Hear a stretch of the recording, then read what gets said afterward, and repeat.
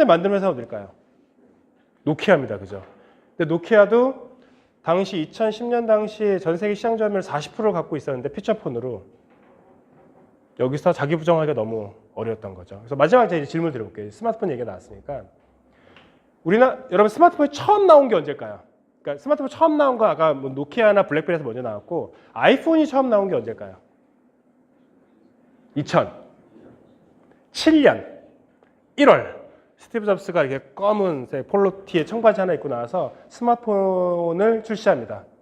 자, 그 미국의 얘기고 이제 우리나라 얘기를 해볼게요. 우리나라는 언제 처음 나왔을까요? 스마트폰이. 여러분들은 언제 처음 쓰셨나요? 2009년 몇 월 달까지 기억하시나요? 그래서 옴니아도 나왔었고요.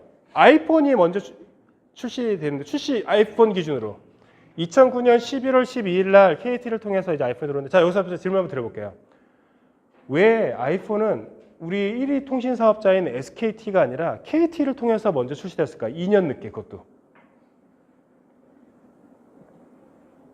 의아하지 않으시나요? SKT가 아니라 왜 KT였을까요?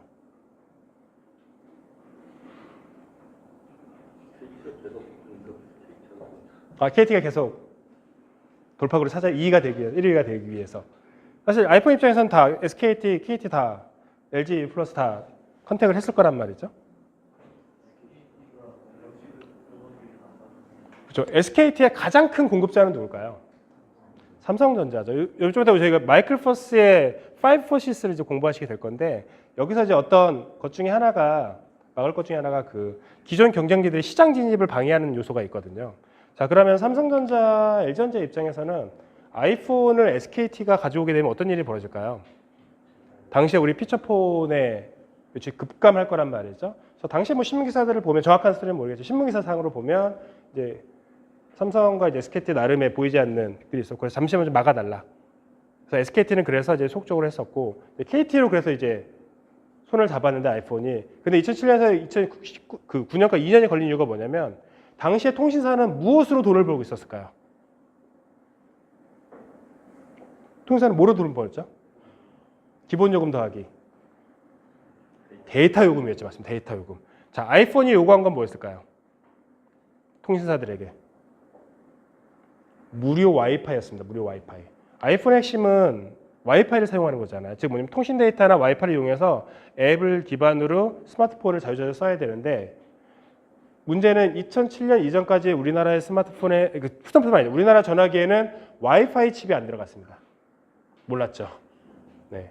그래서 요구한 건 뭐냐면 우리 아이폰에는 와이파이가 가장 핵심이기 때문에 와이파이 기지국들을 많이 설치하고 그 다음에 보조금 많이 줘라. 이 두 가지였거든요. 그래서 2년 동안 계속 협상이 있었고요. SKT 일단 우리는 안 해라고 했었고 자 그래서 이제 KT를 통해서 출시가 되죠. 자 그럼 이때 지금까지 스마트폰이 한 71억 대가 팔렸다고 그래요. 어마어마하죠. 71억 대. 근데 그 전에 보면 전체 시장 세계 시장 점유율은 40%였고요. 노키아가 그 다음 2위가 모토로라 그 다음이 삼성 LG가 전 세계 시장 점유율 3위를 잡고 있었거든요. 자, 요 큰 대기업이 아니라 여기에 들어가는 협력사들 얘기를 좀 해볼게요. 자, 2007년에 이렇게 스마트폰이 출시돼서 우리나라 통신사들이 이제 들어올까 말까를 고민했던 시점 2007년도에 우리나라에서 가장 잘 나갔던 당시의 부품 업체들이 뭐냐면 그 스마트폰 부품 회사들이 같이 잘 나갔거든요. 그래서 막 상장하기 시작했었는데 자 한번 퀴즈를 내드릴게요. 스마트폰에는 없고 예전에 피처폰에는 있는 부품은 뭐가 있을까요? 안테나는 지금도 있습니다. 이 안테나 어디 있는지 아시나요? 이렇게 테두리에 들어가 있어요. 요즘 인테나라고 하는데 그래서 되게 하나의 아이폰의 혁신이 그거였던 것 같아요. 전화기가 있으면 그 전화기 테두리 안에 내장했던 거. 네. 그래서 안테나는 있습니다. 그 다음에 안테나가 있어야 통신이 됩니다. 뭐가 있어야 될까요? 맞습니다. 키패드. 당시 전화기 생각해 보시면 다 뭐가 있었죠? 밑에 하단에. 그래서 1, 2, 3 기억님들 해서 이걸로 이렇게 문자 보내고 다 하셨었잖아요. 근데 아이폰의 가장 큰 특징은 뭐였나요? 키패드를 없애고 ITO 기반의 액정으로 만들어서 터치 기능을 넣은 거였거든요. 그죠? 자, 그러면 2007년 1월에 미국에서 이게 출시가 됐고 나름 젊은 층을 중심으로 반응이 되게 뜨거운 걸 봤어요. 그런데 2007년도에 우리나라에서 상장한 두 개의 부품 회사가 있습니다. 이 키패드 회사.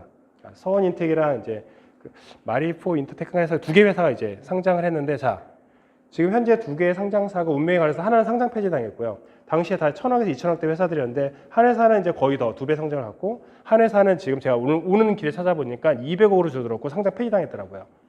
자, 두 회사는 어떤 선택을 달리했을까요? 자, 2007년도에 여러분이 이제 휴대폰 키패드를 만드는 회사의 CEO라고 생각해 주시면 될 것 같아요. 그래서 시장 지표상으로 보면 계속 피처폰이 건재할 것 같기는 해요. 스마트폰이 나왔지만 약간 그 미풍에 그칠 것 같고, 심지어는 우리 지금 스마트폰에서 우리나라 삼성 말고 어느 회사가 있나요? 스마트폰 만드는 회사. 여러분 LG 거 쓰시는 분, 지금 LG 거, LG 스마트폰 쓴다. 아, 우린 쓰면 안 되죠. 참, 우리 쓰면 안 되죠. 네, 우린 쓰면 안 되니까. 네, 쓰면 안 되니까. 네, 주의를 봐도 어떠신가요? 거의 안 쓰시잖아요. 품질보다 이렇게 상관은 괜찮은데, 자, LG전자는 딱 그 2007년에서 2009년 사이에 왜 바로 안 들어갔을까요?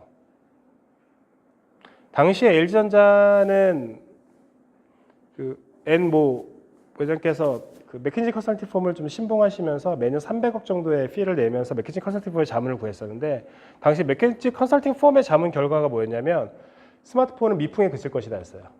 아직은 아니다. 그래서 LG전자 반박자 늦게 들어간 게 있거든요. 그 이후에 지금까지.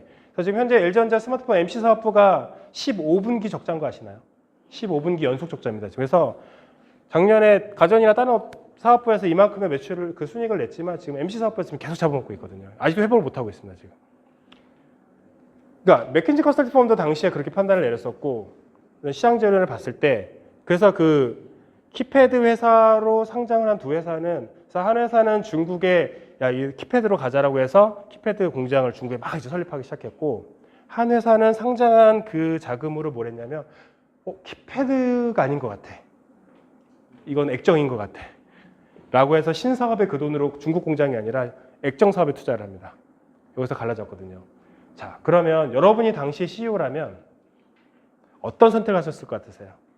기존에 이만큼의 우리 회사의 90% 매출 차지하는 키패드를 더 생산 라인을 중국에 만들어서 매출을 확대해 나가는 게 사실 주주들 생각했을 때 맞는 방법이거든요. 아니면 미풍에 그칠지도 모른다고 맥킨지 컨설팅 법제도 나왔던 스마트폰을 위해서 액정에 들어가시겠습니까? 그 다음에 2차 전지 쪽으로 들어가겠습니까? 충전 가능한. 지금은 액정이라고 쉽게 말씀하실 수 있죠. 근데 당시의 CEO들이 굉장히 어려운 판단이었거든요. 그리고 그때 CEO의 판단이 이제 많은 것들을 좀 바꿔놨죠. 그래서 저희가 이제 좀 뒷부분에 오늘도 같이 배울 그 석학 중에 하나가 민츠버그인데요. 기존의 전략들이 이렇게 우리가 이성적으로만 논리적으로 해왔지만 때로는 이런 CEO의 직관 또는 우리들의 생각하는 자세와 태도에 따라서 많은 것이 달라질 수 있다. 그래서 사실 이제 좀 정리를 해드리면 우리가 생존과 혁신을 위해서 수많은 데이터들이 지금 계속 우린 들어오고 있습니다. 계속 보시잖아요. 근데 중요한 건 이제 어떤 데이터를 누가 받느냐의 싸움이 아니라 그 데이터를 읽고 나서 어떤 결정을 내리냐가 기업의 존망을 가르거든요. CEO도 마찬가지인 거고요.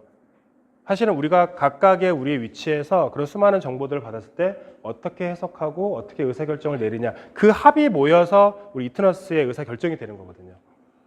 그래서 우리의 비전인 영원한 파트너가 되기 위해서는 우리가 좀 전략 경영 또 전략적 사고 더하기 또는 이런 창의적이나 직관까지도 같이 키워가면서 그런 사고를 키우는 게 MBA 목적이라고 좀 보시면 될 것 같아요. 그래서 이렇게 좀 1시간을 좀 말씀을 좀 드렸고요. 그리고 저희가 하면서 좀 이런 얘기를 들으면서 좀 무엇을 느끼셨고 어떤 가장 와닿는 사실이나 깨달은 건 뭐고 이후에 내가 현업에 다시 간다면 좀 어떤 부분을 좀 적용하고 싶은지에 대한 얘기를 좀 듣고 쉬는 시간 좀 갖도록 하겠습니다. 마이크 어디에 있을까요? 네, 편하시면 넘겨주시면 될 것 같아요. 이분이 성찰을 잘하셨을 것 같다. 아무나 주고 오시면 돼요. 성찰 잘하시게 생기신 분. 네.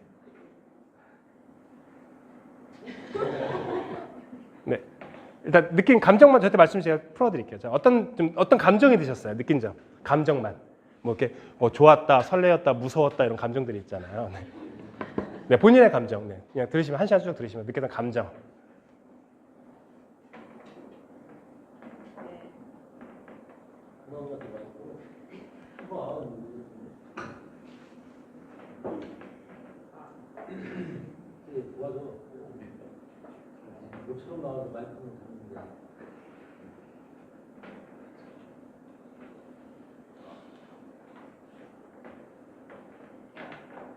전략에 대해서 무서운 걸 많이 아, 무서운 걸 보셨어요. 무서움을 느꼈어요. 뭘 선택하냐에 따라서 네. 그렇게 생활 방향성에 따라서 기억에 살아남고 필요한 때는 경험이 네.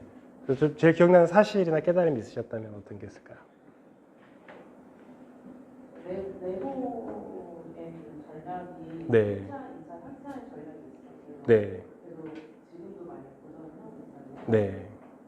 이런 거를 봤을 때 전략을 계속 합리적으로 혁신을 하려고 했어도 결과가 좋지 않았고 사실 결국 고객의 니즈를 어떻게 파악하냐에 따라서 거기에 대해서 많은 걸 느꼈던 것 같아요.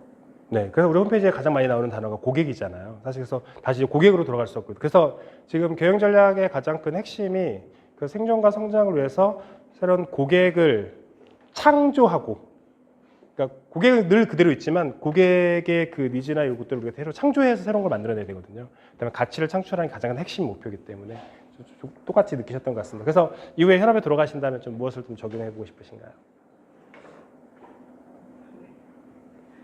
그래서 이제 고객의 소리를 더 많이 들어야 돼요. 고객 소리 좀 더 많이 들으는 게 편한 것 같다. 지금 고객이 원하는 방향성에 맞춰서 거기에 맞춰서 나가는 서포트 역할을 많이 해야 되겠다.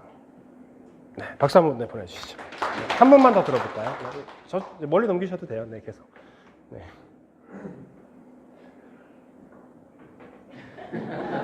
네, 끝까지 외면. 네.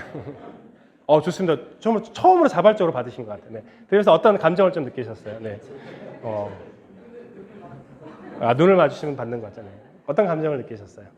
일단 두 가지를 느꼈는데 두려움이 먼저 생겼고요. 네. 쉽지 않은 거다. 라는 두려움과 앞으로 잘 해나가면은 교육 통해서 뭔가 좀 더 잘 할 수 있지 않을까라는 기대감. 네, 네. 네, 제일 기억 남는 사실이나 깨달음이 있다면.